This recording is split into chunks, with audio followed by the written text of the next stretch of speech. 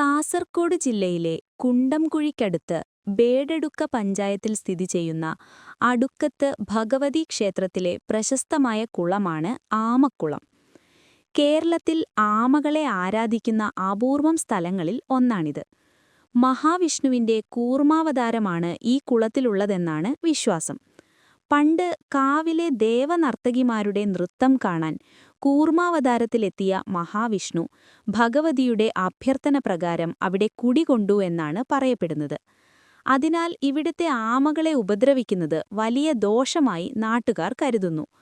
ത്വക്ക് രോഗങ്ങൾ, പാലുണ്ണി, അരിമ്പാറ എന്നിവ മാറുന്നതിനായി ഭക്തർ ആമകൾക്ക് പച്ചരിച്ചോറ് നൽകുന്ന വഴിപാടാണിത്. ഉച്ചപൂജയ്ക്ക് ശേഷം മേൽശാന്തി നിവേദ്യം നൽകുന്നതോടെയാണ് ആമയൂട്ട് ആരംഭിക്കുന്നത്. തലമുടി കൊഴിച്ചിൽ മാറുന്നതിനായി ക്ഷേത്രത്തിൽ ഈർക്കിലി ചൂല് സമർപ്പിക്കുന്ന അപൂർവമായൊരു ചടങ്ങും ഇവിടെയുണ്ട്.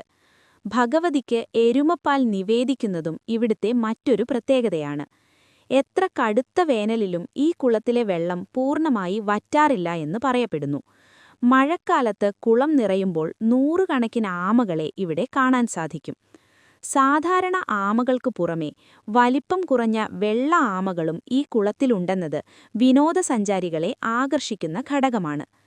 കാടിനാൽ ചുറ്റപ്പെട്ട ഈ ക്ഷേത്ര പരിസരത്ത് ആമകൾ സ്വതന്ത്രമായി വിഹരിക്കുകയും അടുത്തുള്ള കാവിൽ മുട്ടയിടുകയും ചെയ്യുന്നു.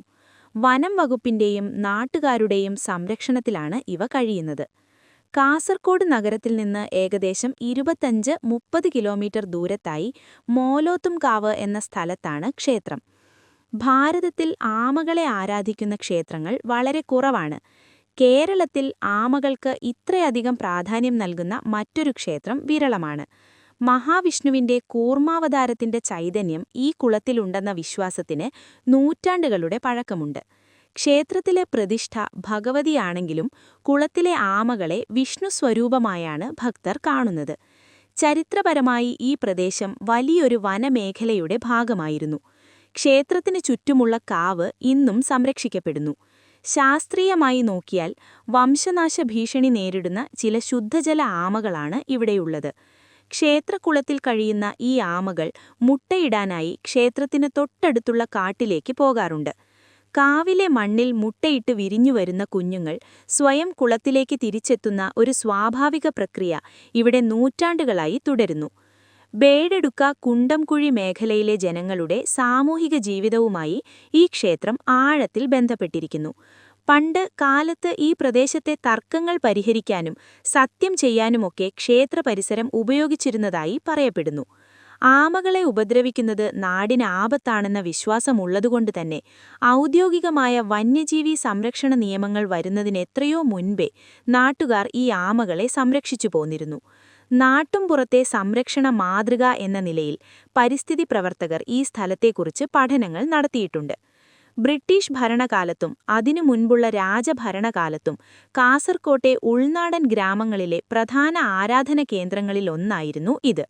മധൂർ ക്ഷേത്രം കഴിഞ്ഞാൽ ഈ ഭാഗത്തെ ഭക്തർ ഏറെ പ്രാധാന്യത്തോടെ കാണുന്ന ഇടമാണിത്.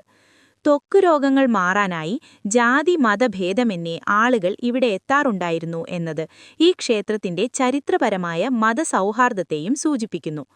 ആമകൾക്ക് പച്ചരിച്ചോറല്ലാതെ മറ്റ് ആഹാരസാധനങ്ങൾ നൽകുന്നത് കർശനമായി നിരോധിച്ചിരിക്കുന്നു. കുളത്തിലേക്ക് പ്ലാസ്റ്റിക് കവറുകളോ മറ്റു മാലിന്യങ്ങളോ ഇടുന്നത് കുറ്റകരമാണ്.